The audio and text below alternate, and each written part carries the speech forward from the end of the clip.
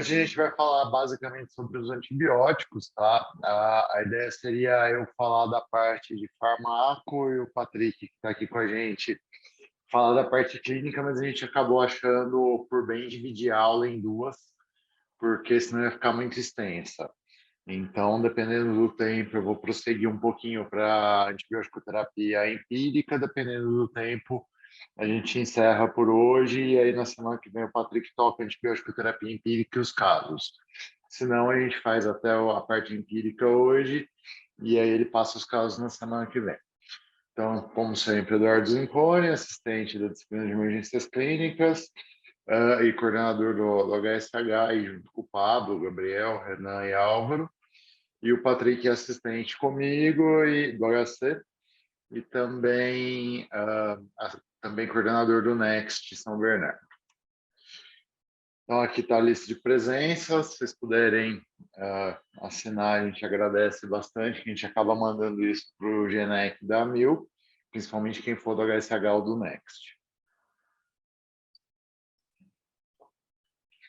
Então, quais são nossos objetivos hoje? Uma introduçãozinha e falar um pouco de microbiologia, que a gente acaba esquecendo pós-faculdade, né? Ainda mais que é no começo da faculdade. Falar um pouquinho da farmacologia dos antibióticos, hoje dos antibióticos, mas sempre um pouco de farmaco. Classes, mecanismo de ação, que a gente geralmente não lembra, e mecanismo de resistência, que é uma coisa que a gente acaba não aprendendo. E, por fim, a aplicação terapêutica. Então, vamos lá. Bactérias, elas podem ser cocos, por exemplo, Staphylo aureus, pneumococo, etc., ou bacilos. Eles podem ser gram-positivos ou gram-negativos, ou seja, se a coloração de grãos colore, eles são gram-positivos, ou seja, eles não têm uma camada externa de lipopolissacáride. Se a coloração de grã não os colore, geralmente é porque eles têm uma camada de LPS externa, e aí, no caso, eles não vão colorir com a coloração de grã. E os outros, que são tipo bar, bacilol ácido resistentes, tem alguns que são gram variáveis, tem alguns que são cocobacilos, dependendo da fase da vida, por exemplo, hemófilos e por aí vai. Falando em antibiótico, a gente tem algumas classificações. A gente tem os antimetabólicos, que a gente vai falar um pouquinho mais daqui a pouco, que basicamente é sulfametoxazol e trimetoprim.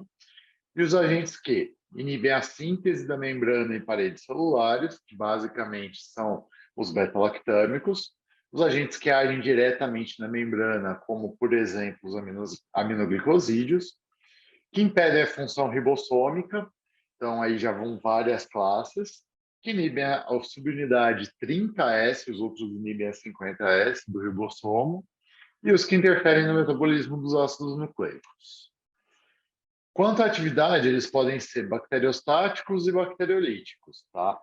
Bacteriolíticos, em teoria, seriam melhores, ou seja, eles matam efetivamente as bactérias, mas isso, na prática clínica, a gente acaba não vendo, como o Patriquinho bem me mandou hoje. Se quiser comentar alguma coisa, Patrick. Depois dessa aula, eu vou disponibilizar o material para que a gente consiga consolidar o tema dessa aula, para que as pessoas que forem assistir a próxima aula já cheguem mais afiados. Um desses artigos que eu vou mandar é esse sobre os Mythbusters, né? Que antigamente se acreditava que ser bacteriostático não conseguiria debelar uma infecção bacteriana, e ser bactericida conseguiria, porque um inibe a replicação bacteriana, né? E o outro inibe, e o outro mata a bactéria, né? Quebra a parede celular da bactéria, dependendo do mecanismo de ação que você vai explicar mais adiante. Mas ao longo do tempo foi se descobrindo que que a gente dá antibiótico para que o nosso sistema imune consiga debelar a infecção e não o antibiótico per si. Exato.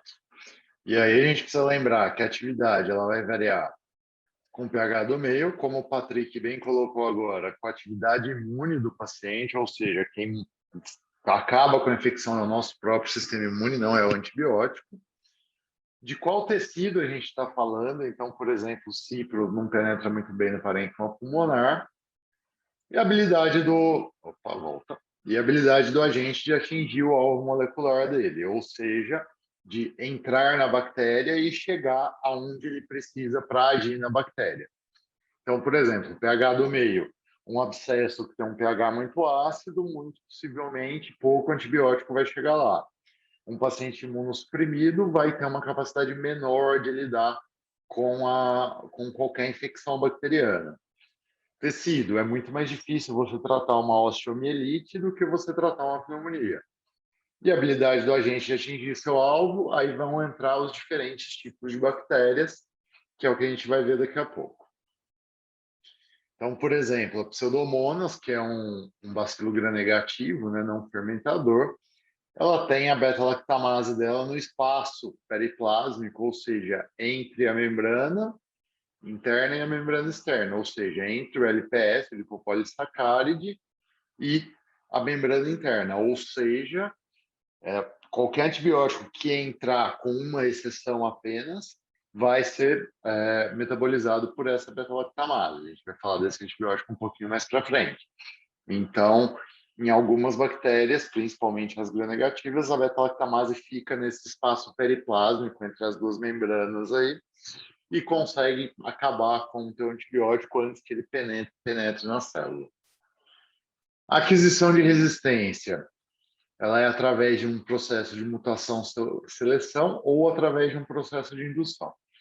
A mutação e seleção, elas, em geral, não podem ser letais para as bactérias, ou seja, se a bactéria fizer uma mutação que cause resistência, porém atrapalha algum processo fisiológico interno dela, essa bactéria não vai sobreviver a ponto de causar uma infecção. Então, ela não vai ser útil.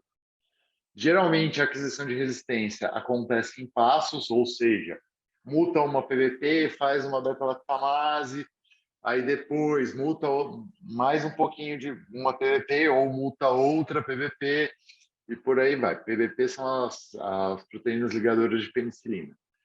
E um processo de mutação-seleção no qual a bactéria vai multiplicando e vai mutando. Aquelas cepas que forem mais viáveis vão dominar aquela infecção ou mesmo dominar o meio, ao mesmo tempo que as que forem menos, entre aspas, eficientes vão acabar sumindo ou sendo, entre aspas, comidas pelas outras. O que isso quer dizer? Isso quer dizer que uma bactéria hospitalar, em geral, ela no meio ambiente habitual, ela é menos eficaz, porque a resistência custa energia, do que uma bactéria de comunidade.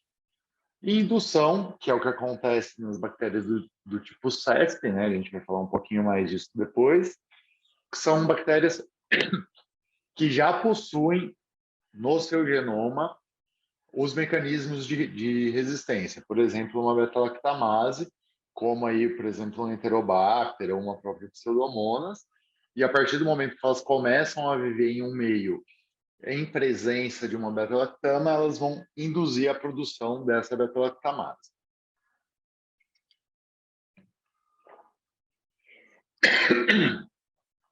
A gente também tem a transferência horizontal, ou seja, a célula bacteriana a célula bacteriana. Isso pode ser feito por meio de plasmídio, que é o mais comum, pode ser cromossômica, no caso do CESP, pode ser através de transposons, cassetes, integrons, que é uma mistura de uma integrase com um promotor, pode ser por conjugação bacteriana, e lembrar que os BGNs e enterococos são os que mais gostam de ficar resistentes, e estáfilo, que já tem uma resistência inata, a grande maioria das penicilinas que não cobrem estafilococo, ou seja, exceto a meticilina e oxa, o restante o estáfilo acaba já sendo resistente de base. Aqui só uma gracinha, um membro da resistência bacteriana falando para o outro, você quer ser um super bug? Coloca um pouco disso no seu genoma e nem a penicilina vai ser capaz de te matar, ou seja, uma bactéria transferindo para outra aí um plasmídio. Quanto ao tipo de uso, a gente pode ter o tipo de uso empírico, ou seja, a gente pensa na flora habitual daquele órgão que está infectado, acometido, ou específico, que no caso seria o guiado por culturas, que seria o ideal em todas as situações. Na clínica, a gente nem sempre tem o tempo de esperar por cultura, mas o ideal é sempre que for entrar com antibiótico, coletar as culturas, ou seja, pelo menos uma hemo, se for foco urinário, urocultura, se o paciente estiver entubado, um aspirado traqueal, escarro, o Patrick gosta um pouquinho mais, eu não sou muito fã, mas a hora que a gente for falar de pneumonia, a gente fala um pouco disso. E a outra forma é profilático, que geralmente é no ambiente de centro cirúrgico, né? Então, sei lá, vai fazer uma cirurgia cardíaca, você vai fazer uma cefazolina ou um reflex pré-cirúrgico para evitar exatamente a infecção dos tecidos profundos. A seleção do antibiótico ela vai ser baseada na flora provável daquele órgão ou específica, se tiver a cultura, né? Lembrar sempre olhar o MIC da sua cultura, ou seja, a concentração minimamente inibitória, e isso vai te falar se a bactéria é resistente, sensível ou mesmo intermediária. Intermediárias são aquelas bactérias que já têm um grau de resistência, lembrando que a resistência acontece em passos, e já tem algum grau de resistência àquela bactéria. Então, por exemplo, se tratar uma infecção óssea por uma bactéria que seja intermediária a seu antibiótico, você vai ficar muito dependente da penetração do tecido ósseo, que em geral é ruim. Então, escolher sempre o antibiótico ao qual a bactéria seja sensível. O local da infecção, lembrar que a gente tem várias membranas biológicas, né? Por exemplo, se for uma meningite, a meninge não inflamada não deixa a vancomicina passar. Porém, a meninge inflamada deixa a vancomicina passar. Então, a gente sempre tem que pensar aonde está a infecção e se tem alguma membrana biológica atrás ou não, tá? Aminoglicosídeo, por exemplo, é ótimo para infecção de trato urinário, mas não tão bom para outras infecções. Então, sempre lembrar do local da infecção. O grau de imunocompetência, até porque isso muda a flora específica do paciente. Então, a pneumonia no imunossuprimida é diferente de uma pneumonia no imunocompetente. Idade do paciente, por exemplo, uma infecção de pele no idoso com diabetes, você vai ter que eventualmente cobrir um gram negativo, enquanto que num jovem você só vai cobrir gram positivo. E a via de administração, se vai ser parenteral, se vai ser enteral, se vai ser subcutâneo, se vai ser intramuscular, que são variações da parenteral no caso, e a farmacocinética para a gente ver de quanto em quanto tempo a gente vai ter que dar a dose, a depender do tipo de antibiótico, como a gente vai falar daqui a pouco. Agora entrando um pouquinho no farmaco, o que a gente tem? Basicamente aqui é a cinética do MIC versus a cinética de distribuição. Então, a gente tem diferentes drogas com diferentes ações e diferentes requisitos para essa droga ser eficaz. A gente tem as tempo-dependentes, as concentrações dependentes e um subtipo que seria aquelas que dependem da área sob a curva, tá? Então, aqui a gente tem um gráfico da concentração do tecido que a gente vai estar tentando tratar, desculpa. O pico da dose, ou seja, ele vai servir principalmente para as concentrações, para os antibióticos que são concentração dependentes. A área sob a curva, que basicamente é a exposição do micro-organismo àquela dose acima do MIC, e os que são tempos dependentes acima do MIC, ou seja, que seria essa área aqui, tá? Então, basicamente, isso aqui seria um misto entre os dois, e aí a gente vai ver em cada desses três tipos, cada antibiótico entra. Então, aqui a gente tem esse gráfico do Goodman, né? A área sobre a curva. O que ela quer dizer? A área sobre a curva é basicamente uma multiplicação da concentração acima do MIC vezes o tempo que essa concentração ficou acima do MIC da bactéria. Então, o que a gente tem é basicamente a exposição à droga, tá?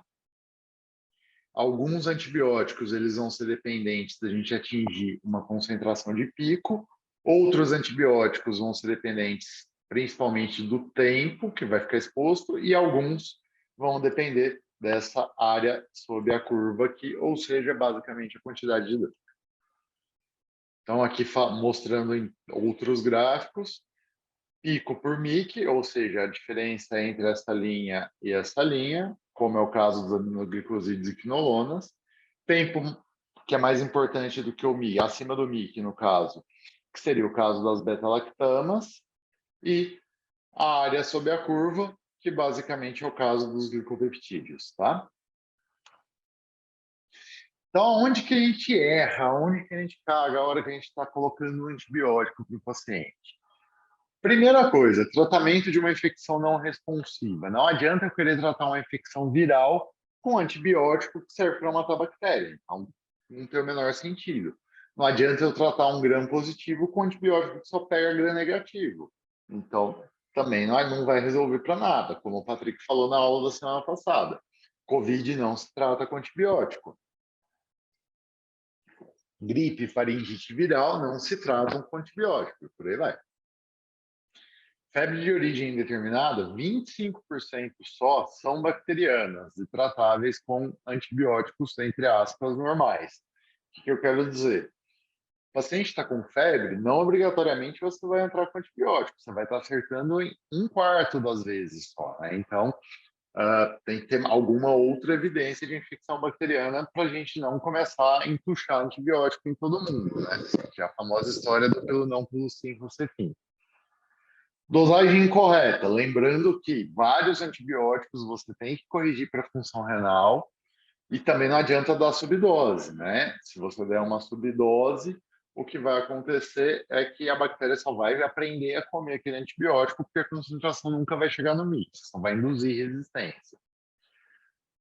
Uso inapropriado de antibiótico sozinho. Se o paciente tem uma apendicite, por exemplo, não adianta você só dar antibiótico, né? Você tem um trabalho do New England, não sei se o Patrick quer comentar, que tentou tratar aí com apendicite, por exemplo, só com antibiótico, até teve sucesso em alguns casos, mas não é o habitual. Um abscesso, se você não drenar, não vai melhorar. Uma osteomielite, muitas vezes, você vai acabar tendo que ou fazer uma limpeza cirúrgica ou, eventualmente, até amputar um membro. Então, foco Isso. cirúrgico é uma coisa que a gente tem que sempre lembrar. Diga, Patriquinho. Ah, isso é um estudo de 2018 que eles randomizaram dois grupos de pacientes com apendicite e para metade deram antibiótico, para metade operaram. Os desfechos foram iguais nos dois grupos, a mortalidade foi a mesma, porém, os pacientes que só usaram antibiótico, eles tiveram um grau maior de recidiva. Então, a conclusão que a gente tira desse estudo é que se o risco operatório for muito alto, né, se o risco cirúrgico daquele paciente for muito alto, em vigência de apendicite, dá para a gente tratar antibiótico terapia. Eu acho que é importante também que sobre a correção da dose de antibiótico para a função renal, eu acho que é importante a gente salientar que a primeira dose, a gente não se preocupa muito com isso, tá, gente? A gente quer chegar numa concentração, principalmente nos antibióticos que são concentração dependente, a gente quer chegar mais rápido naquela concentração, e aí, pelo menos a primeira dose, ou as primeiras 24 horas da dose, a gente não precisa fazer essa correção para a função renal. Perfeito. E por último, a falta de informação, ou seja, esquecer de colher cultura ou não ser possível colher a cultura. E aí eu trouxe uma frase aqui que, se eu não me engano, é do Bone, que é basicamente: o uso frequente de combinação de drogas ou usar as drogas com o maior espectro possível é uma cobertura simplesmente para imprecisão diagnóstica, ou seja, lembrar de sempre colher cultura quando for entrar com antibiótico. Óbvio que você não vai colher uma cultura numa itu simples, mas quando for um caso mais grave, sempre coletar a cultura. Quando a gente fala de terapêutica combinada, a gente vai ver algumas interações que são in vitro, porém, em vivo, essas interações elas não são tão importantes, tá? Ou seja, na prática clínica elas não são importantes. In vitro, a gente pode ter efeito sinérgico, ou seja, um mic da droga combinada que é abaixo de 25% do que das drogas individuais, um efeito aditivo, que seria o mic entre 25% e 50% de cada uma das drogas individuais, e a gente pode ter um efeito antagônico em situações em que o MIC é acima de 50% do que de cada uma das drogas individuais. E bacteriostático com bacteriolítico geralmente são antagônicos, ou seja, in vitro, você usar a ceftriaxona e a azitromicina não tem o menor sentido. Por quê? Porque a azitromicina é um bacteriostático e a ceftriaxona é um bacteriolítico. Porém, em vivo, isso não tem efeito deletério. E por que a gente usa essa combinação? Porque se o pneumococo for resistente à azitromicina, ao macrolídeo, está lá a cefalosporina para cobrir esse mesmo pneumococo. Por isso que porte 4, porte 5, a gente sempre acaba usando 2 antibióticos. Então, vantagens da terapêutica combinada são espectro. Então, deixa eu te Oi? interromper um pouquinho. O Claro. Daniel está com a mão levantada, acho que ele quer comentar alguma coisa. Diga, Dani. Não, se quiser concluir, depois eu pergunto. Não, pode falar. Então, tá bem. Minha dúvida é a seguinte, Zincone, boa noite. Boa noite. No caso dos protocolos sepsis, né? Desde o Sepsis 2, o Sepsis Survive Campaign 2, houve uma campanha muito grande sobre a importância de estabelecer uma antibiótico terapia ampla na primeira hora, se a gente abre um protocolo de sepsis, né? Depois do Sepsis 2, a gente avaliou melhor o efeito dessa antibiótico terapia e, sem dúvida nenhuma, isso salvou muitas vidas. Ao mesmo tempo em que se observou muitos efeitos colaterais desse uso indiscriminado de sepsis, né, ou de antibiótico, né, o aumento da resistência antimicrobiana, e agora o pessoal da Infecto começa a divulgar alguns resultados deletérios, principalmente a médio e longo prazo, desse uso indiscriminado de antibióticos. De modo que antes do lançamento do Surviving 3, eu estava na faculdade ainda, houve uma discussão muito grande sobre como viria o Surviving 3, sobre o uso mais racional dessa antibiótico terapia. Resultado, o 3 ele veio e não fez nenhuma alteração nesse sentido. E tem muita gente discutindo, inclusive, como vai ser o posicionamento no Sepsis 4. A gente tem alguns critérios estabelecidos para a abertura do protocolo sepsis e a gente reconhece hoje que eles salvam vidas. Minha pergunta é, até que ponto faz sentido seguir cegamente esse protocolo, sendo que tem casos que, por mais que tenham critérios, a gente percebe que talvez valha a pena esperar um pouquinho, mas a gente acaba fazendo antibiótico terapia mesmo assim por conta do protocolo, por exemplo. Isso não é um fazer protocolo por fazer sem pensar, e assim, o quanto você concorda com isso, qual que é a sua opinião? Então, na verdade, assim, o protocolo ele é um guia, né? Então, basicamente, você não fica amarrado por ele, mas ele é um guia para você. A minha opinião é, se é um paciente que está instável, você vai usar o espectro mais amplo possível e cobrir as hipóteses mais prováveis. Só que lembra que na abertura de todo e qualquer protocolo de sepse, um dos critérios é você ter um foco plausível. Então, se você tem um foco plausível pulmonar, por exemplo, você vai usar um antibiótico guiado para isso, para flora pulmonar. Sim, você vai usar espectro estendido? Sim, você vai. Só que você vai colher a cultura antes e você vai checar a cultura e descalonar assim que possível. Você tem um foco urinário, mesma coisa, você vai só cobrir a perspectiva do foco urinário. Agora, se é um paciente que já vem com uma KPC, se é um paciente já hospitalar, você vai ter que usar um espectro um pouco maior, você vai ter que usar alguns antibióticos, entre aspas, mais reservados, ou seja, que tem um grau menor no caso de resistência antimicrobiana e por aí vai, tá? Agora, você ampliar o espectro simplesmente por ampliar o espectro num paciente que não esteja chocado, eu sou um pouco contra. E assim, tudo bem, se você estiver num hospital, de, sei lá, Franco da Rocha, que não tem cultura, beleza, ok, você usa o amplo espectro. Agora, se você está num hospital que tem cultura, colhe a cultura, desde que não atrase o início do antibiótico, né? Lembrando que a gente tem um penalty aí de sobrevida para cada hora que esse antibiótico atrasa, como você bem colocou. Então, assim, tentar usar o menor espectro possível na maior parte das vezes. Mas, assim, se você tem um foco presumível, é muito complicado não dar antibiótico. Deixa eu tentar Patrick, trazer um quer exemplo comentar mais alguma coisa? Posso dar uma complementada aí? Quando o Daniel falou, eu acho que você também quis falar sobre o tempo para início de antibiótico terapia, né, Daniel? Isso, isso. Qual Acho que que trazendo um era exemplo a mais nossa opinião plausível, sobre se tinha algum tempo específico?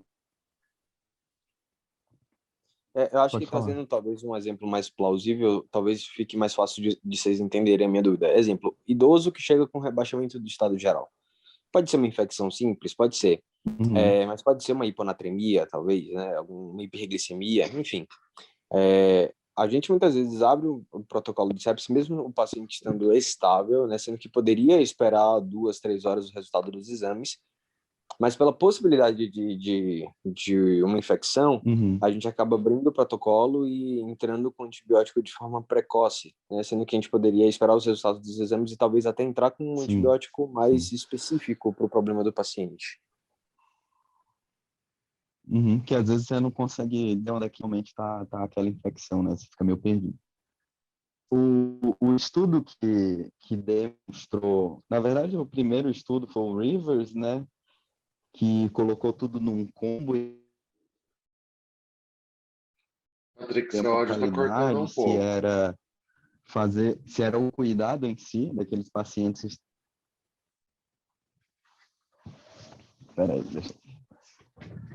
a gente não entendia muito bem se era por conta do volume, se era por conta do antibiótico, se era porque o paciente ia para a UTI mais rápido.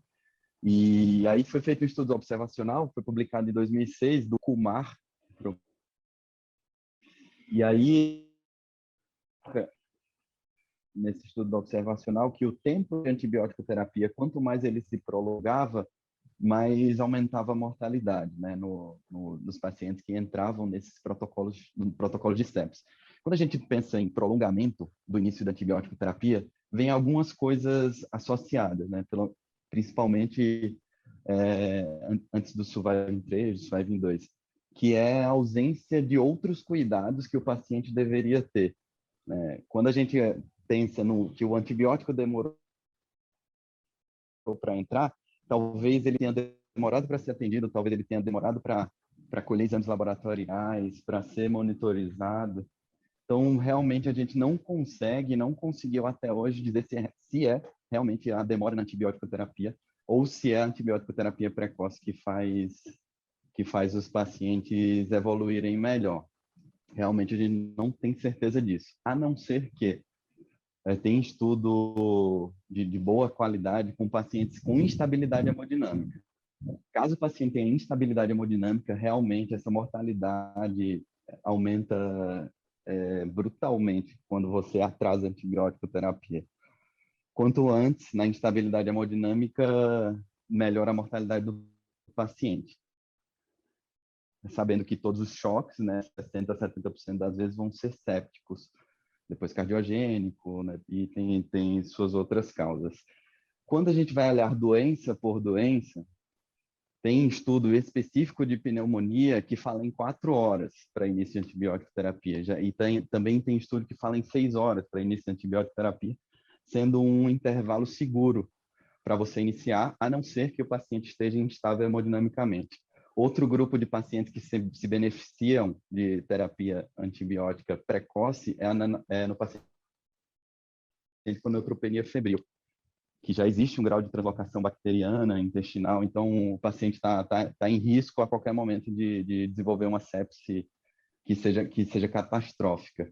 E na meningite bacteriana, né? A gente conseguiu ver que na meningite bacteriana a gente consegue reduzir realmente mortalidade quando a gente começa o antibiótico o mais precocemente possível. Nessas doenças, a gente tem esse intervalo de tempo. Se a gente tentar colocar tudo num bolo, a gente não tem muita certeza se é o antibiótico precoce que faz diferença ou não. Já nesses pacientes com rebaixamento de nível de consciência, se ele não está instável hemodinamicamente, não tem rigidez de nuca, por exemplo, nem tem uma neutropenia muito grave, eu não vou saber naquela hora, né? E não esteja febril, ou seja, não tem nenhuma dessas indicações que eu tenha que começar na primeira hora, apesar do protocolo sepsi mandar começar na primeira hora, eu realmente prefiro dar o diagnóstico antes, por já ter evidência de que o cuidado em si é que faz a diferença, e não só você dar o antibiótico que vai fazer toda. diferença, sim. Não sei se era isso, Daniel. Você quer falar mais alguma coisa? Não, era exatamente isso, porque às vezes a gente tenta racionalizar um pouco em cima de um protocolo, entendendo que o protocolo está ali para salvar vidas, né? Mas a própria existência do protocolo acaba gerando algumas situações que são um pouco conflituosas, né? Porque a partir do momento em que não é colocando a culpa, acho que a enfermagem ela faz o trabalho dela, faz o trabalho muito bem, mas a partir do momento que a enfermagem abre o protocolo, existe essa obrigação. E isso, por mais que você às vezes tente discutir, tentar racionalizar, acaba gerando um transtorno, né? Sim, Esse é o problema concordo. de todo protocolo, né, Dani? Assim, de novo, protocolo você vai pelo mínimo denominador comum. Protocolos são feitos para ser sensíveis. Então, enfim, acaba acontecendo isso. Mas diga, Patrick. Acho que uma coisa boa que os protocolos trazem para a gente é o senso de urgência na equipe. Se você consegue gerar um senso de urgência na equipe com esse protocolo, mesmo que você não siga o passo a passo do protocolo, você vai se preocupar com aquele paciente. Então, naquele paciente que está em potência, você começa 1 hora antes, realmente isso parece fazer mais diferença do que o antibiótico, sabe? O senso de urgência em si talvez seja o que muda a mortalidade, né? Você está sendo obrigado a se preocupar com o paciente e a equipe toda multiprofissional em si.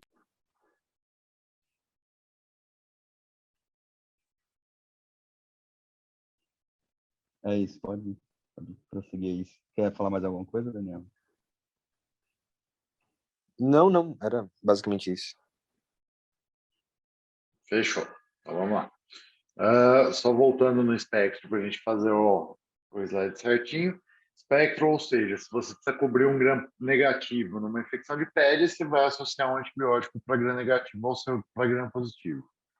Sinergia, que basicamente a gente só usa como uma indicação formal para endocardite, né, que é a associação de um aminoglicosídeo em dose baixa com um beta-lactâmico ou em tentativas para tratar micro-organismo multiresistente. Sulfametoxazol com trimetoprim, que é como ele já vem, inclusive, né, que é o Bactrim. Para redução de resistência, no caso das rifampinas, tipo rifampicina, que a cada 10 a nona multiplicações bacterianas você vai ter uma resistência.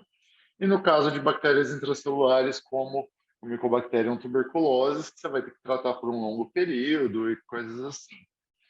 Ou, por exemplo, para tratar uma osteomielite com daptomicina mais rifampicina.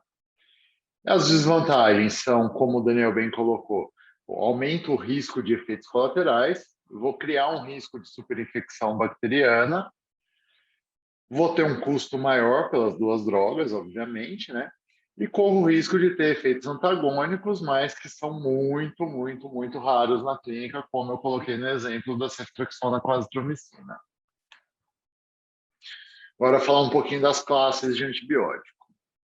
Como a gente falou antes, a gente tem os antimetabólitos, que na prática, basicamente, o metoxazol e trimetoprima. As beta-lactamas, que são as penicilinas, cefalosporinas, carbapenens, imunobactâmicos, macrolídeos, glicopeptídeos, aminoglicosídeos e as outras classes que têm poucos representantes, mas a gente vai falar uma por uma, de qualquer forma. Então, começando pelos antimetabólitos, que foram os primeiros antibióticos que a gente descobriu e começou a usar, que basicamente eram as sulfonamidas, ou seja, as sulfas, tá? São derivados do ácido paraminobenzoico, ou, neste caso, paraminobenzenossulfonamida, o que impede o metabolismo do PABA, que faz parte do metabolismo do ácido fólico. E ele tem uma ação que é sinérgica da trimetroprina, porque eles inibem duas enzimas sequenciais, tá? Então, o PABA é isso daqui, ácido paraminobenzoico, que junta com uma dihidropteridina, que é essa criança aqui. Na sulfonamida ele vira isso, com a sulfonamida junto, ele vai virar isso daqui.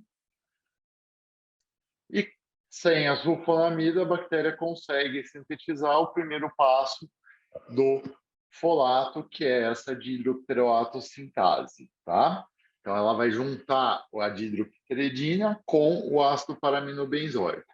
Na presença da sulfonamida, essa molécula não consegue ligar mais ninguém, porque já tem um radical à sua direita. Enquanto que no PABA, você vai fazer uma ligação éster depois. Já a trimetroprima vai inibir a sintase do ácido hidrofólico, ou seja, ela vai entrar um passo à frente, que é quando junta o pteroato com um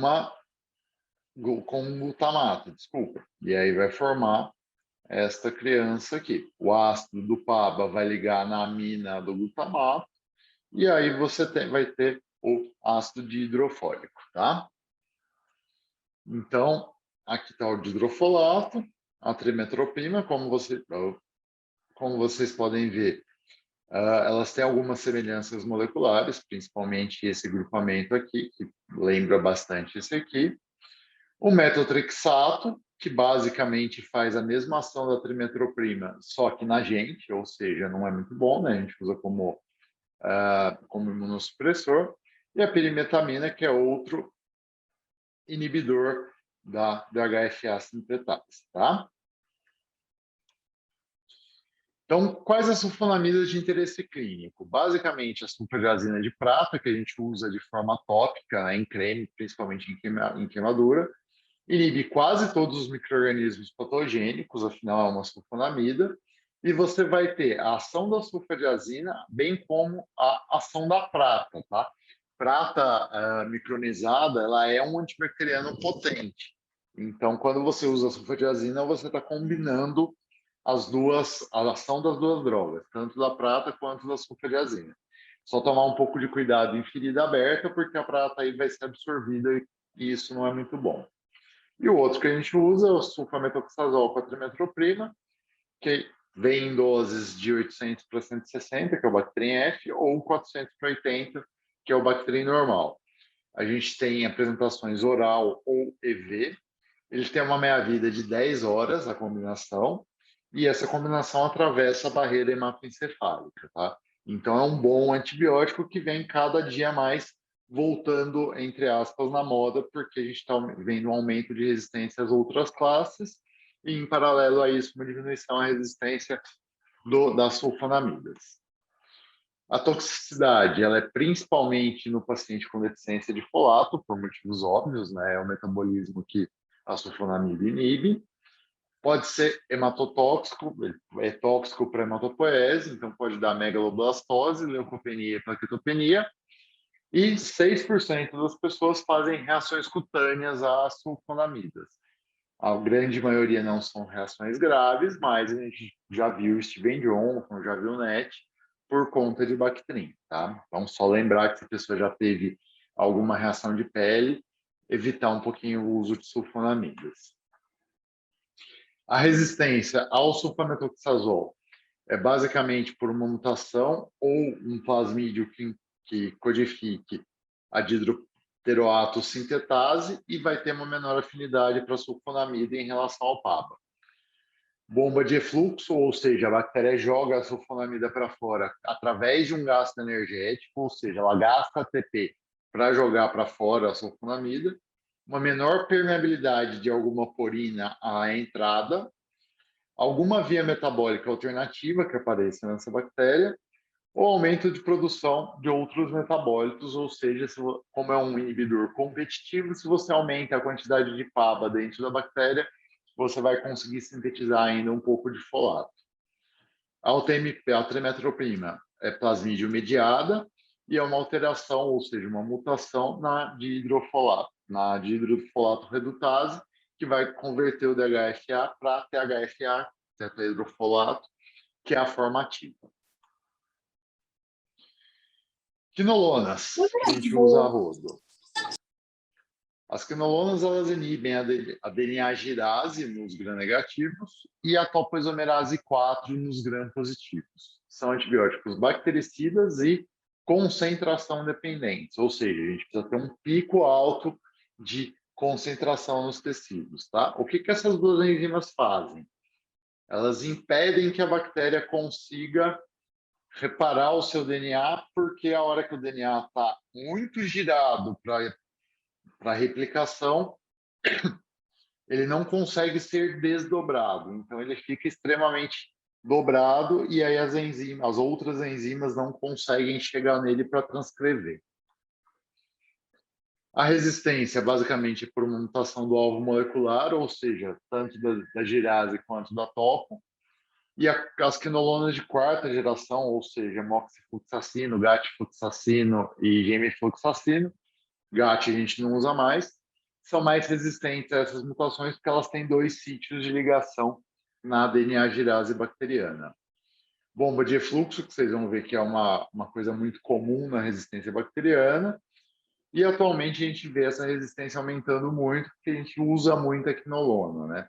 Stáfilo vem ficando resistente, Strepto vem ficando resistente a levo, Pseudomonas nem se fala, hoje é raro a gente ver Pseudomonas sensível a cipro, a gente acaba vendo mais em pediatria, Clostridium, Salmonella e, em particular, na Neisseria gonorreae, que a gente pode dar tanto gonorreia genital quanto artrite gonocócica, né? E E. coli, que é uma bactéria que acompanha a gente aí por quanto é lado. E dá muito itu. Então, ácido nalidíxico, que é uma quinolona de primeira geração. O cipro, que é uma de terceira, tá? Já é fluorada, como vocês podem ver. Então, é uma fluoroquinolona. A levo, que é uma gambiarra para ser de quarta, mas no fim do dia é de terceira, que é levo, o isômero levógero da ofloxacina. E a de quarta real, que é a moxifloxacina, que está aqui em cima. Beta-lactamas. Beta-lactama é essa criança aqui, tá? Esse quadradinho que é um éster, na verdade. Aliás, é uma amida, desculpa, uma amida cíclica. A gente vai ter várias classes: as penicilinas, as cefalosporinas, os carbapenens, as monobactamas, que a gente praticamente não usa mais, e todos os beta-lactâmicos são tempo-dependentes, tá? Então, aqui os radicais das penicilinas é esse radical aqui, tá? Que é o PENAN. Das cefalosporinas é esse outro radical aqui, que é um pouquinho mais complexo, que é o CEFEM. Dos carbapenêmicos é esse outro radical, como vocês veem, ele não tem esse enxofre aqui em cima, tá? É um carbono, por isso carbapenem, que são os carbapenens, per se. E a monobactama, que basicamente é a beta-lactama ligada num radical, que é o monobactama. São todos bacteriolíticos e inibidores da síntese da parede celular. Vão impedir a formação da rede de peptidoglycanos, ou seja, vão impedir o crosslink, que esses peptidoglycanos se cruzem, se liguem entre si e consigam dar rigidez à parede bacteriana. E, além disso, tem outras PBPs também, além desse impedimento da formação da parede, que são as penicillin binding proteins, tá? Que seria um dos mecanismos de resistência, inclusive a mutação dessas PBPs. Aqui só para mostrar que é um destrolanina, um dipeptídeo, tá? E aí os beta-lactâmicos não deixam uma juntar com a outra. Vocês vão ver nos glicopeptídeos que isso é bem similar também. O glicopeptídeo ele se liga aqui e não deixa uma cadeia de açúcar terminar de formar. Só que beta-lactâmico é sensível à beta-lactamase, né? Então, o beta-lactâmico precisa entrar dentro da célula primeiro. No gram positivo, ele simplesmente expele a beta-lactamase. No gram negativo, fica no espaço perimembrana, como a gente já tinha falado no caso do Pseudomonas. Então, para o gram negativo, é mais fácil ficar resistente a uma penicilina, a um beta-lactâmico, do que o próprio gram positivo, tá? Por isso que a gente foi tendo gerações e gerações aí de antibióticos para gram negativos, a gente tem um índice de resistência muito maior de gram negativo do que de gram positivo. Os mecanismos de resistência, como a gente falou, são a produção de enzimas líticas, que são as beta-lactamases, podem ser penicilinases, cefalosporinases, carbapenemases, espectro amplo, beta-lactamases, que são os piores, e por aí vai. Nos estáfilos, ela é plasmídio mediada, pode ser indutível e é uma penicilinase. Então, por isso que penicilina G, penicilina V e as aminopenicilinas não pegam estáfilo. Os gram-negativos podem ser ou resistência beta-lactamases, cromossômicas ou plasmidiais e também podem ser indutíveis. E tem uma outra classe de mecanismos de resistência que são as amidases, que não deixam de ser uma beta-lactamase. E, por fim, mutação nas PVPs, que aí desiste de usar a beta-lactama para tratar. Então, dentro das penicilinas... Oi, Daniel, de novo. Oi, desculpa. Manda. Com relação aos mecanismos de resistência, tem uma questão muito comum, principalmente nas UTIs, não tanto em emergência, porque o paciente não fica muito tempo internado. O paciente que, quando a gente recebe o resultado da cultura e vem uma bactéria que ela é resistente apenas a um carbapenêmico ou uma classe específica de beta-lactâmico, e ela é muito sensível a várias outras drogas.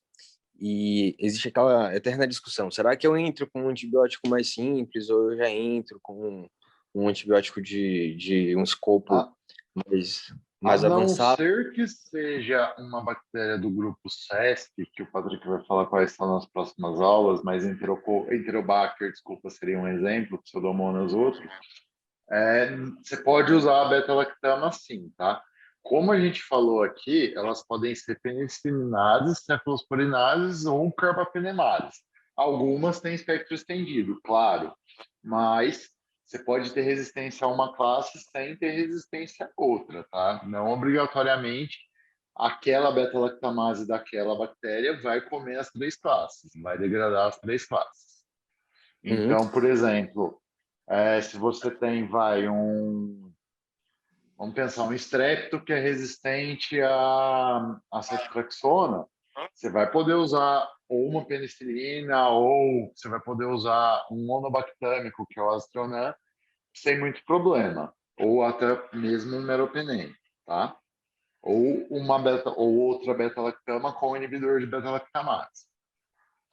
Agora, se Mas você existe tiver também a uma possibilidade KPC de... com uma metalo beta-lactamase, esquece qualquer beta-lactama, porque a metalo-beta-lactamase come todos. Tem Entendi, mas algumas. aí provavelmente deveria um antibiograma com resistência múltipla, né? Eu digo porque, Exato. assim, às vezes você recebe uma cultura parcial com gram-negativo, resistente a meropenem, por exemplo, mas sensível a todas as outras, a todos os outros antibióticos. Faz Você está sentido dizendo pensar que, dentro de beta-lactamas ou você está dizendo no geral? no geral, Desse programa, geral. Tá. isso. Que Aí assim, de novo, faz sentido pensar que o mecanismo de resistência seria, por exemplo, uma bomba de fluxo. E aí eu continuo usando um carbapenêmico em associação para poder fazer ação por ação sinérgica, por antibiótico sinergismo. sinérgico a gente tenta evitar usar, tá? Só quando é resistente a tudo, que aí, geralmente, numa KPC, por exemplo, a gente tenta um carbapenêmico com uma polimixina ou um carbapenêmico com aminoglicosídeo.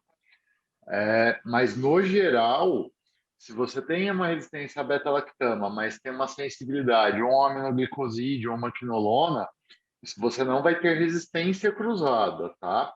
Bomba de efluxo é específica para aquela classe de antibiótico. Uma bomba de efluxo não cobre todas as classes. Os alvos moleculares são muito diferentes. Mas foi Fala, exatamente isso que eu Riquet. falei. Uma Existem algumas bactéria que pistas, Daniel, que a gente antibiograma... tem algumas pistas que a gente consegue levantar alguns mecanismos de resistência. Por exemplo, o AMP-C.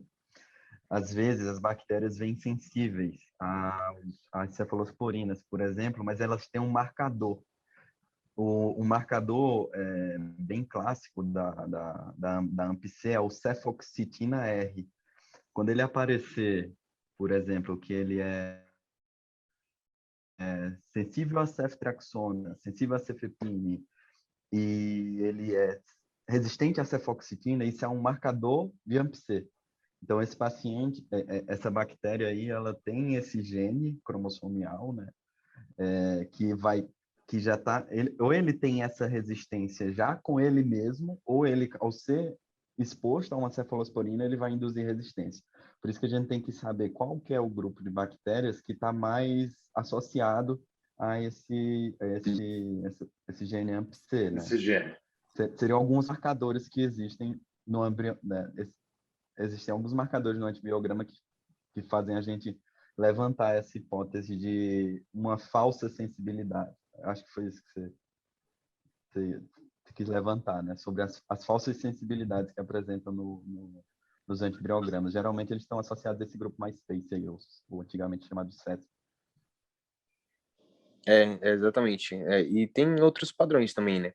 Só que eu vejo muitas pessoas ficando muito reticentes em usar antibióticos mais simples ou até usar um carbapenêmico, ou então um beta-lactâmico com sinergismo. E é uma discussão, né? Sim. Com certeza. Por exemplo, mas aí se a gente você deixa tem... para discutir na aula da semana que vem do Patrick, porque a aula inteira vai ser baseada nisso, na verdade. Eu acho melhor a gente nas discutir de pegadinhas, né? programa. Oi?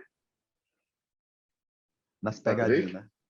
Exato. Isso vai ser baseado nas pegadinhas.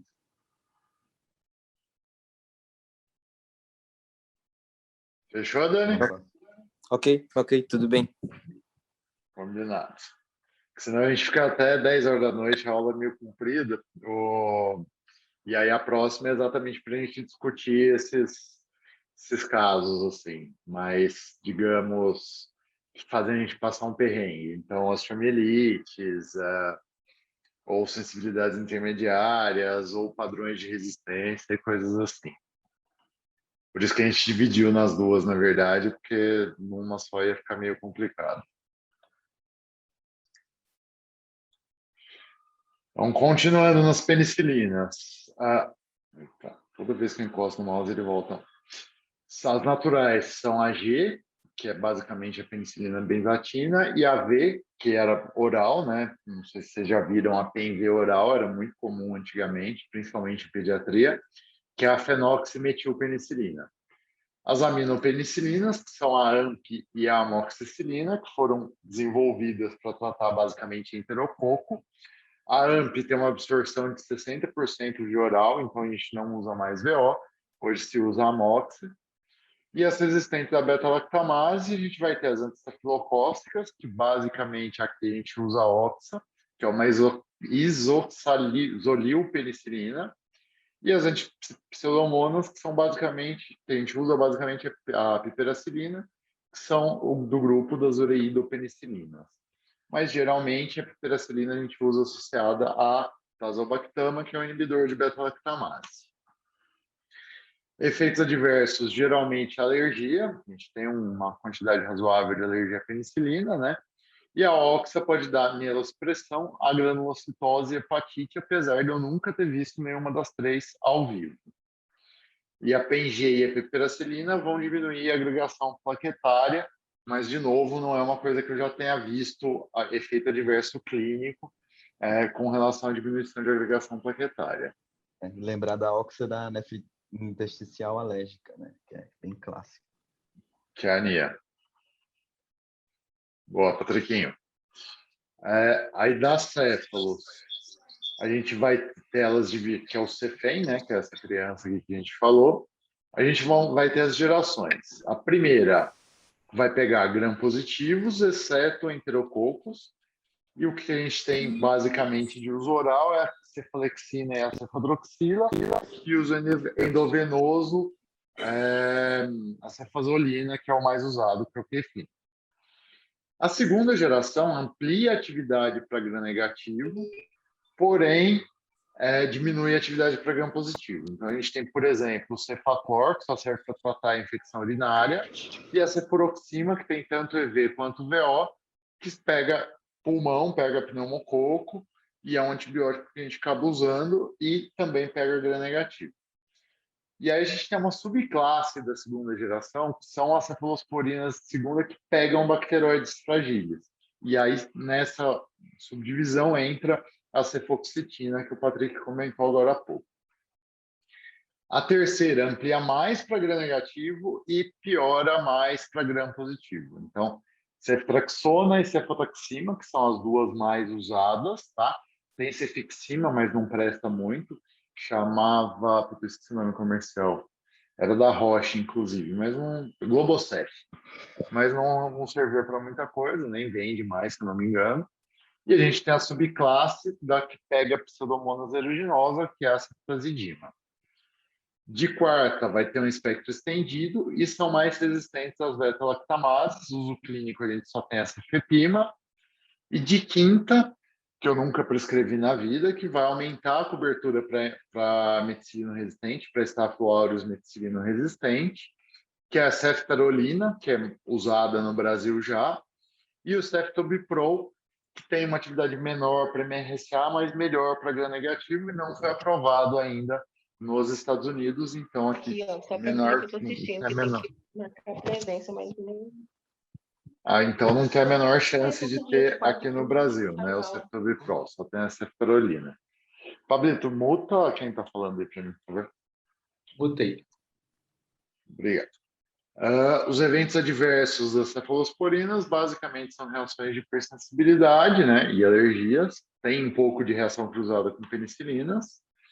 E aí, ano passado, saiu essa outra cefalosporina que ainda não entrou no grupinho das gerações, que é o cefiderocol, tá? A indicação dele é para bactérias multiresistentes. E o ceftriaxone é um sideróforo, ou seja, ele cata um átomo de ferro trivalente e entra na célula bacteriana através do transportador de ferro. Então, ele não depende de você ter uma porina, tá? Esse grupamento catecol aqui, como vocês devem lembrar da aula da Nori, etc., tem 3 cargas negativas, esse cloro e esses 2 OHs. Então, essas 3 cargas negativas grudam o ferro e o restante da molécula, incluindo o grupamento de cefalosporina, entra dentro da bactéria, tá? Por isso que alguns dos mecanismos de resistência em gram-negativo, por exemplo, a própria beta-lactamase, não são eficazes contra o cefiderocol, porque ele entra direto para o espaço intracitoplasmático, ele não para ali para tentar atravessar a membrana celular, tá? Então, como eu falei, usado para bactéria multi-R, obviamente não está disponível no Brasil ainda. Tem poucos estudos, um dos quais mostra um aumento de mortalidade por todas as causas, tá? Não é significativo, não é estatisticamente significativo, mas mostra um aumento de causa de mortalidade por todas as causas, inclusive consta da bula. Custa a bagatela de basicamente $2.000, 1.990,49 por 10 gramas. E a dose é 2 gramas de 8 em 8. Se o paciente tiver uma síndrome de ultrafiltração, tipo um dente queimado ou coisa assim, vai ser de 6 em 6 horas. Então, um tratamento por 7 dias custa a bagatela de $8.360, vulgo quase R$ 50.000, tá? Então, assim, sem muita esperança disso chegar aqui no Brasil por enquanto. Mas foi a primeira cefalosporina desenvolvida para entrar na célula bacteriana dessa forma, então achei interessante trazer, e é usada basicamente para cineto. Os carbapenens, a gente tem 3, imipenem, mero e erta. Lembrando sempre que erta não cobre as bactérias não fermentadoras, então não cobre pseudomonas nem acineto, isso aqui é o imipenem. São extremamente resistentes às beta-lactamases, incluindo aí a ESBL, que são as beta-lactamases de espectro estendido, tá? Por fim, as monobactamas, que é, como eu falei, basicamente esse aqui, que é o Aztreonam, são bem resistentes a beta-lactamases, tem atividade contra gram-negativo, mas a gente basicamente não usa mais. Se usava aí em 2005, 2006, até 2008, mas hoje em dia não se usa mais. Muito raro. Por fim, dentro das beta-lactamas, os inibidores de beta-lactamase. A gente tem 3 que são similares, que é o clavulanato, a sulbactam e o tazobactam, e um novo que não é estruturalmente relacionado com os outros, que é a avibactama, que é usada junto com ceftazidima para KPC. Vão inibir beta-lactamase, principalmente as plasmidiais, mas contra as cromossômicas tem pouca atividade depois que induziu, que aí cai na questão do CESP, que é o Citrobacter, Enterobacter, Providência, Serratia e Pseudomonas, que hoje que a gente chama de AMP-C, como o Patrick falou.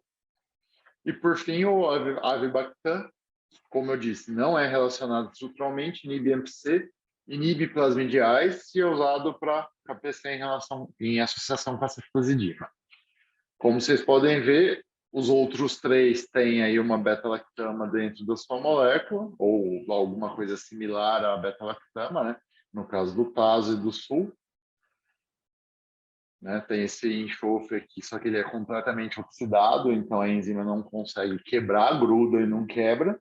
E o avibactam, que tem uma estrutura um tanto quanto diferente, né? Lembra até uma benzodiazepina, inclusive, por conta desse anel aqui de 7 com 2 nitrogênios.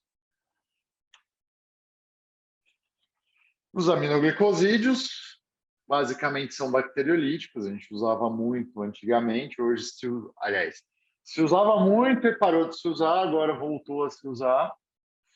São antibióticos que são concentração dependentes, então eles dependem do pico da concentração para ter efeito. Lembrando que a toxicidade deles, ela se dá num nível abaixo, eu tenho um slide para mostrar isso, em um nível abaixo do pico, tá? Então, quanto menos vezes a gente conseguir fazer a dose do aminoglicosídeo, melhor é para o rim do paciente. Os aminoglicosídeos têm uma carga positiva, tem um nitrogênio quaternário, ou seja, eles só vão entrar na célula por difusão em gradiente elétrico, por porina, eles não conseguem atravessar nenhuma barreira, porque eles são polares, tá? Como tem essa carga positiva. E como eles têm um nitrogênio quaternário, eles podem agir como bloqueadores neuromusculares, tá? Então, toma cuidado em paciente que tem fraqueza. Ligam nos polissomos e vão causar erro de leitura e terminação precoce da tradução, ou seja, as proteínas que vão ser feitas em vigência da ação da aminoglicosídeo vão sair totalmente tortas, vão ser inseridas na membrana e vão mudar a permeabilidade da membrana, certo? Aí mudando a permeabilidade... Oi? Isso, pessoal, isso que o Zincone está falando sobre concentração dependente e tempo dependente, isso é muito importante, tá? Até então, a gente usava 8 vezes, de 8 em 8 horas, né? 3 vezes por dia, as aminoglicosídeos, a gente aprendeu pela farmacodinâmica da droga que a gente praticamente zerou o risco de nefrotoxicidade, dando uma vez por dia, mantendo o potencial bactericida da droga. Enquanto as cefalosporinas, por exemplo, os beta-lactâmicos, ela precisa ficar muito tempo no sangue, né? Numa concentração que iniba a bactéria. No sangue não, é no tecido. No tecido, desculpa. Então, tem serviços que fazem infusão contínua de beta-lactâmicos, principalmente para bactérias mais resistentes, e isso tem melhorado os desfechos. Então, sempre que forem prescrever aminoglicosídeo, é o ideal que seja uma vez por dia. Só tem uma exceção a essa regra, que seria no sinergismo para enterococo na endocardite, que prefere se dar de 8 a 8 horas, a gentamicina mesmo, mas seria a única exceção. E é uma dose mais baixa também, né, Rodrigo? Isso.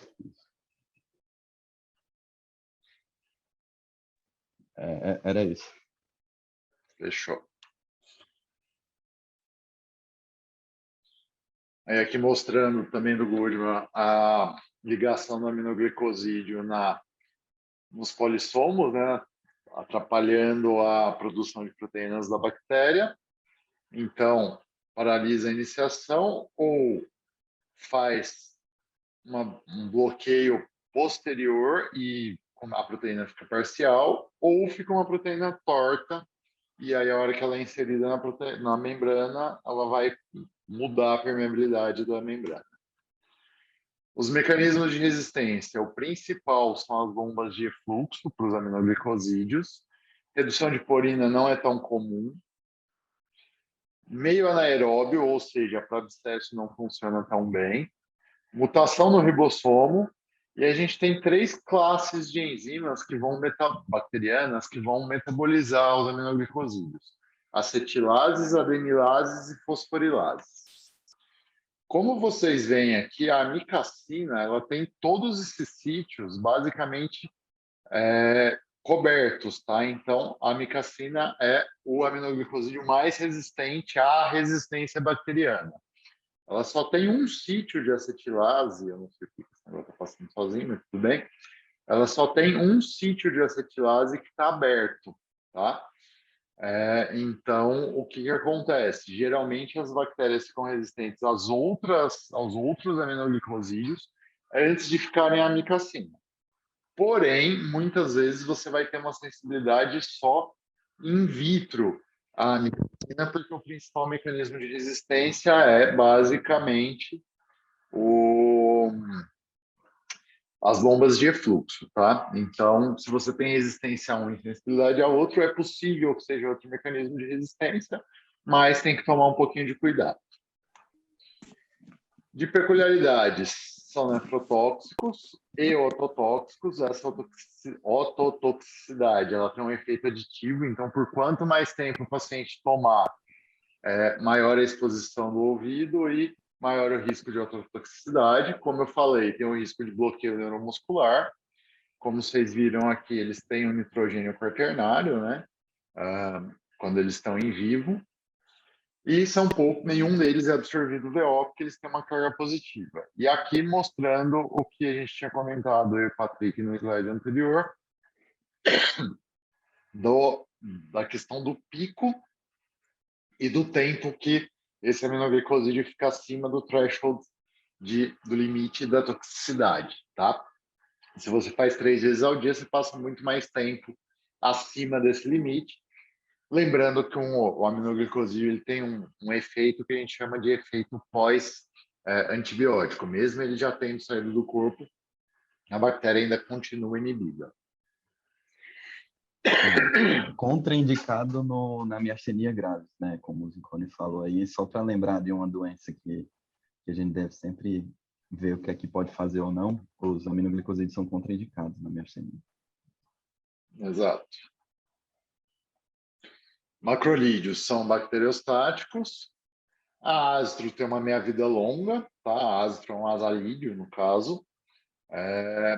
E vão ligar na subunidade 50S do ribossomo. A meia-vida da astro é coisa de 14 dias, por isso que o pneumo dá para DPOC grave 3 vezes por semana.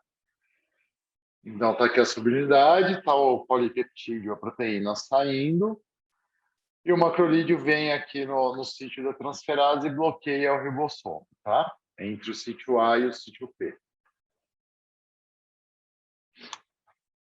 Glicopeptídeos, basicamente, são vanco e teicoplanina, vancomicina e teicoplanina. Essa parte aqui é um açúcar, né, como vocês podem ver, que posiciona um peptídeo que vai ligar no destrolanina, esse peptídeo da bactéria, tá? E vai impedir a ação da transglicosilase, ou seja, não vai deixar o NANAG juntar com o LCP. O LCP sendo o bactoprenol, que é um derivado do isoprenol. E a beta-lactama também liga mais ou menos na mesma região, só que inibe a transpeptidase. Então, no geral, a gente vai usar glicopeptídeo para MRSA ou para enterococo que seja resistente a AMP. Lembrando que enterococo pode virar um VRE através dos genes Van A e Van B, que vão mutar aquele destrolanina para destrolamina destriptofano. Tem alguns outros mecanismos também. São ototóxicos e nefrotóxicos, assim como os aminoglicosídeos, e podem dar a síndrome do homem vermelho, que o Patrick vai comentar na próxima aula.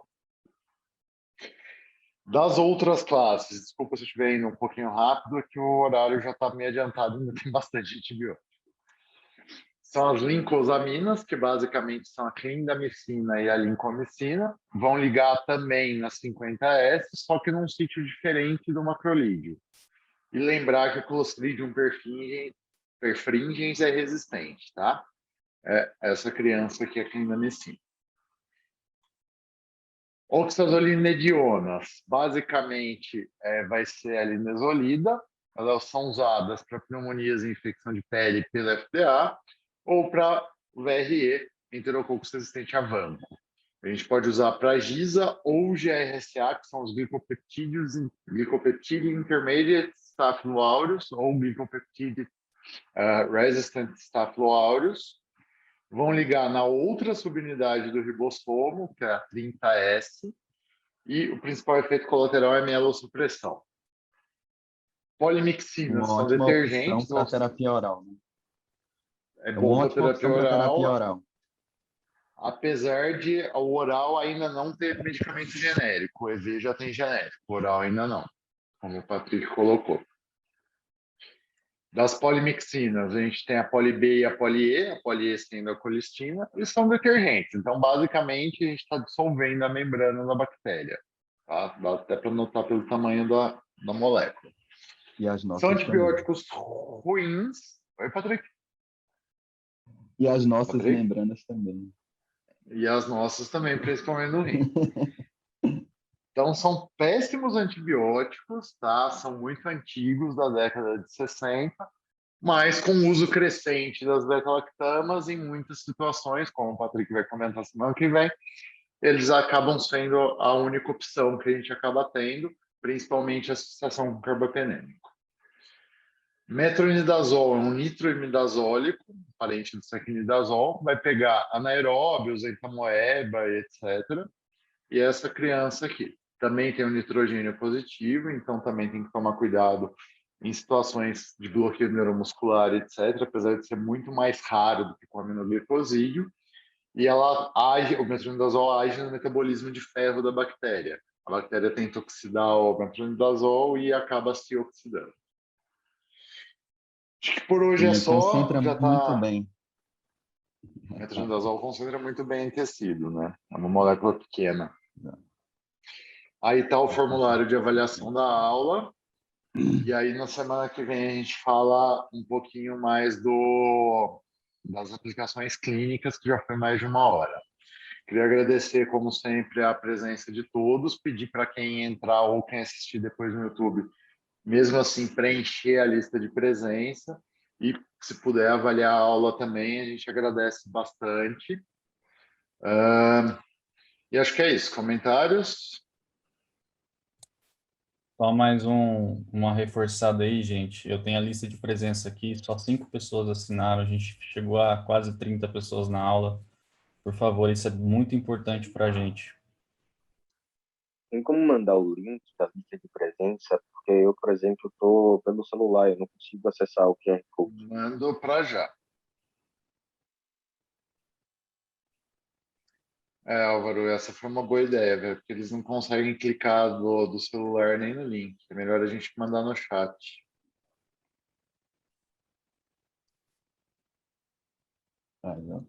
Mandei. Mas para as próximas é bom a gente pensar em lembrar disso. E aí, pessoal, alguém quer comentar alguma coisa?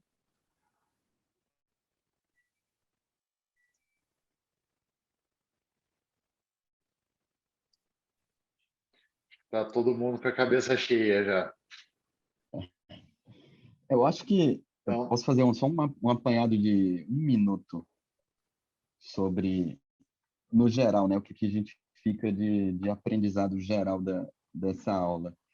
Eu acho que a gente tem que levar em consideração 5 coisas quando a gente vai usar um antibiótico, né? Falando sobre as propriedades específicas dos antibióticos, né? Primeiro, o metabolismo e o clearance, né? No geral, os antibióticos vão ser metabolizados pelo fígado e alguns vão ser liberados na bile, outros intactos no rim. Então, seria interessante a gente sempre conhecer o antibiótico para saber quando é que ele vai ser mais excretado pela urina, quando é que ele vai ser mais excretado na bile, principalmente para tratar infecções desses locais especificamente. Segundo ponto, se ele é bactericida ou bacteriostático, a gente viu que na clínica isso não faz muita diferença, mas, por exemplo, se você está tratando um Staphylo aureus com antibiótico bactericida, e aí você quebra a a barreira, a membrana da bactéria, ele libera as endotoxinas, às vezes a resposta inflamatória a essas endotoxinas, elas vão ser mais graves do que a infecção em si. Então, nesse caso, seria interessante a gente fazer um bacteriostático que diminua essa quebra de barreira, né, de membrana celular. Por exemplo, associação de clindamicina nesses casos de infecções graves por Staphylo aureus. Terceiro Principalmente ponto... cefalococcemia, né? Exato. O síndrome de choque tóxico, né, em crianças, essas coisas, que é Streptococcus, tá? E o terceiro ponto que eu queria levantar como aprendizado da aula seria a gente saber se aquele antibiótico se liga muito à proteína plasmática, à albumina, né? Porque ele só funciona sozinho, ele não vai funcionar junto com a albumina. Quanto mais tempo ele ficar com a albumina, menos disponível nos tecidos ele vai estar. E aí seria interessante usar esses antibióticos que ficam ligados à proteína para infecções de corrente sanguínea. E já os antibióticos que não se ligam muito à proteína para infecções de tecidos, né? Pele, partes moles. Acho que é bem interessante a gente levantar isso. Outra coisa, o quarto ponto, seria o volume de distribuição dessa droga, né? Que é justamente juntando tudo isso, em que tecido vai ser mais interessante esse antibiótico, em que tecido ele vai se depositar melhor, né? O volume de distribuição nada mais é do que o volume em que aquele antibiótico vai estar diluído, né? Se é mais no extracelular, se é mais no intracelular, se é mais no tecido adiposo. Então, quanto mais o antibiótico sair do sangue e se depositar nos tecidos, mais tempo ele vai ficar concentrado lá e mais interessante vai ser, como metronidazol, por exemplo, para infecções do sistema nervoso central. E se ele atravessa ou não a barreira hematoencefálica, né? Não adianta nada a gente ver um bicho no líquor e dar um antibiótico que não atravessa a barreira hematoencefálica nem em situações de inflamação de meninge. Eu acho que esses 5 pontos são as coisas que a gente tem que levar em consideração sobre antibiótico e não ficar fazendo sempre automaticamente ou pelo que o antibiograma fala, né? A gente conhecer realmente o que é que a gente tá dando para o paciente. Beleza? É isso. Bom resumo, Patriquinho. Alguém mais? Então, mais uma vez, obrigado pelo tempo aí, pessoal. Espero que vocês tenham entendido grande parte. Eu sei que é muita informação, por isso que a gente dividiu em duas. E semana que vem estamos eu e o Patrick juntos aí de novo, para ele apresentar os casos e as floras e quando a gente usa qual. Mais uma vez, obrigado. Boa noite.